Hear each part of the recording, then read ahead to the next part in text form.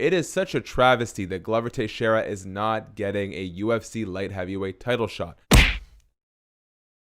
What up, Fightful fam, and welcome to your Fightful Fix UFC Vegas 13 edition. We're going to take a look at the huge main event fight between Glover Teixeira and Thiago Santos that I consider a Fight of the Year candidate. Don't at me. Now, before we begin, if you can please hit subscribe, tap the notification bell, and leave a like on this video. It goes such a long way to helping our channel grow, and we really do appreciate it. Just a little note, excuse my voice. I've got a bit of a sore throat. It's not that thing that we can't talk about because we're going to get suppressed or demonetized or something.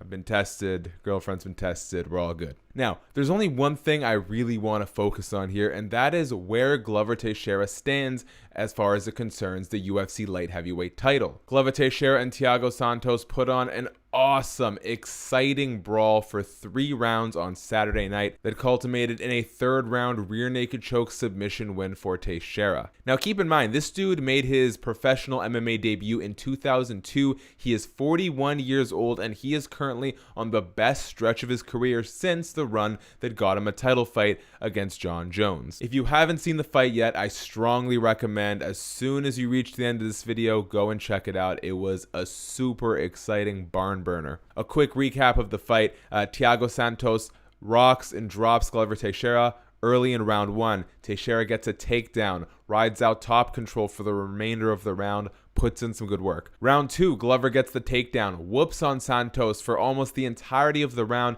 and then sinks in a rear naked choke that likely would have been finished had the round not ended. Round 3 was this beautiful, chaotic mishmash of the first 2 rounds. Santos knocks down Glover, almost finishes him on the ground with hammer fists and elbows, but Glover, ultra durable, ultra tough at this age, despite the heavy hitters in 205, he manages to reverse position, get a takedown, sinks in the rear naked choke, and we have your winner. Now, let me just put this out there. It is such a travesty that Glover Teixeira is not getting a UFC light heavyweight title shot. The reason for that being, the UFC has already made it clear that Israel Adesanya will be moving up to light heavyweight to challenge Jan Blachowicz for the 205 strap. And according to Jan, that fight probably won't take place until around March, so you have a situation where Glover, who will likely be ranked number 1 in the division as of tomorrow, basically does not have a title fight in the bag. Even if Izzy and Jan are to fight, assuming that Izzy wins that fight, the UFC might try and set up Israel Adesanya versus Jon Jones. So you could possibly be looking until 2022 for Glover to get his title shot. And chances are he's not going to wait that long. So he's going to have to put up that title shot against another up-and-comer, maybe someone like Alexander Rakic. Let's sort of compare and contrast Glover's 2 big runs, the first being his UFC debut in 2012 up to the Jon Jones fight, and the most his recent stretch, which now puts him in a number 1 position. So Glover made his UFC debut on a 17-2 run back in 2012, so that would have put him at about 33 years old. Yes, I had to stop to do the math. So that run, Kyle Kingsbury, Fabio Maldonado, Quinton Rampage Jackson, Jason Tahuna, Ryan Bader. 4 of those were finishes. Rampage was the only one to go the distance.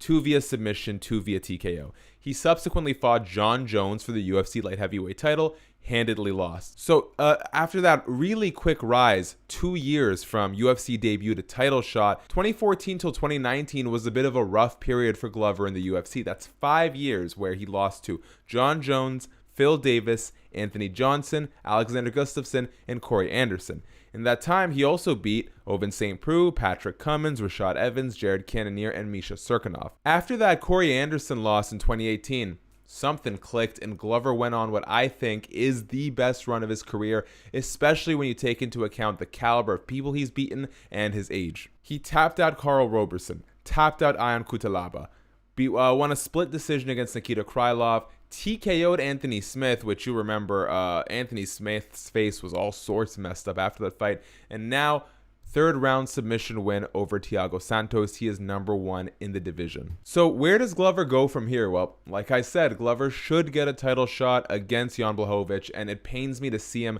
stuck in this position, especially at his age. I don't think he can afford to wait 1 or 2 years to finally get that fight. At the earliest, you're looking at maybe July, but it could easily be the end of the year. I think the right fight, if Glover is going to put up his number 1 contendership status and stay active, is against Alexander Rakic. Alexander Rakic is also coming off of a win against Anthony Smith, and he's ranked number 4 in the division. Thiago Santos has lost. You don't want to give him Dominic Reyes, who's coming off of a very, very poor performance in a knockout loss to Jan Blachowicz for the title.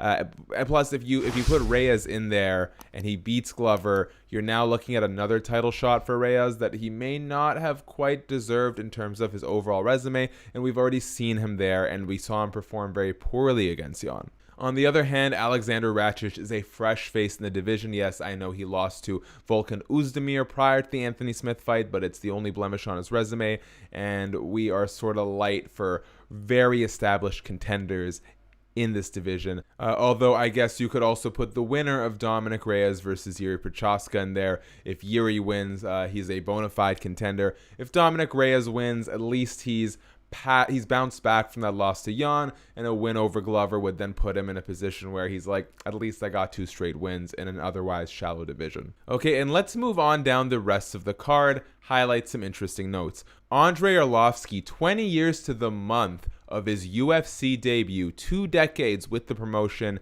and he beats Tanner Boser 29-28 unanimous decision. I saw a lot of people scored for Boser. I personally had it for Arlovski. Now that I have a little more clear of an understanding about how MMA judging works, it's basically if one person landed a harder shot than the other in a round, they get the nod, even if the other person outstruck him. And I would argue that Arlovski landed the harder shots in round 1 and 2, and honestly, arguably round 3, but I kind of gave it to Tanner Boser just because I thought he hit really hard leg kicks that round. Anywho, Arlovski wins, has won 3 of his last 4 fights. At his age is quite incredible, and this whole night was really a showcase for veterans. I also want to give a shout out to a guy whose name I cannot pronounce, Raoni Barcelos, who defeated Khalid Taha 30-27. Main card, they also got fight of the night. I thought it should have gone to Glover and Thiago, but these 2 guys put on a show. And man, it's crazy. John Anik made a really good point on the broadcast, which is when you have Marlon Chito Vera as number 15 in your division, that being bantamweight, it just goes to show how deep that division is. And Barcelos looked like a real future contender. He had incredible fluidity, mixing between leg kicks, body kicks, knees, elbows, punches. It all happened so naturally, and it really caught Taha off guard. Plus, he had the power to back it up and also had the edge in the grappling, wrestling, submission department. Taha, to his credit, showed incredible durability and also some power punching that saved him from the more treacherous moments of the fight. Giga Chikadze, what is there to say about this man? I think he's also now 4-0 in 2020, the second fighter to do so after Kevin Holland, if I'm not mistaken. Really great showing for him, and he's just continued to be one of these big stars for the UFC in 2020.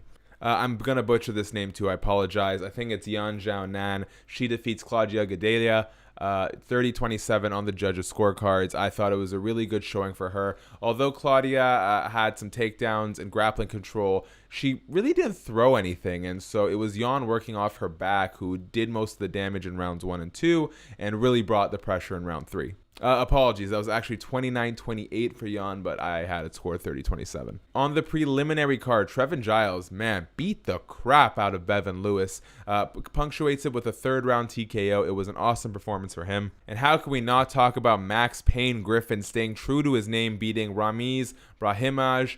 Really odd way. I think he had all 3 rounds heading into the judges' scorecards, but has his opponent against the fence, throws an elbow that cuts his opponent's ear and almost has that thing like severed in half. It was hanging off of it. It was so gnarly that the UFC wouldn't even show a replay beyond 1 or 2. And shout out to Max because that was just nasty. Alexander Romanov scores a very rare forearm choke finish that sleeps his opponent, closing seconds of round number 1, and he gets $50K for his efforts. Darren Elkins, the damage, wow, really sticks to his name. Controlled things with the wrestling and the grappling. 3rd round, almost gets knocked out, takes down Eduardo Garagori, snatches the back, rear naked choke, finishes it up. And Gustavo Lopez fights his teammate and friend Anthony Burchak. It was Burchak's debut. It was Burchak's return to the promotion, but it did not end like some of the other guys we've recently seen, like Daniel Pineda, who had like a glorious comeback to the promotion. He was dropped and he was finished. Easy money. Quick night of the office for Lopez. And that is all for today's Fightful Fix. Let me know in the comments section, where do you think Glover Teixeira goes from here? And do you think that he should get the light heavyweight title fight before Israel Adesanya? If you enjoyed this video, the best way you can help our channel grow, hit like, tap subscribe, smash the notification bell. For Fightful MMA, I'm Shakiel Mahjouri, and stay tuned for everything Fightful and so delightful.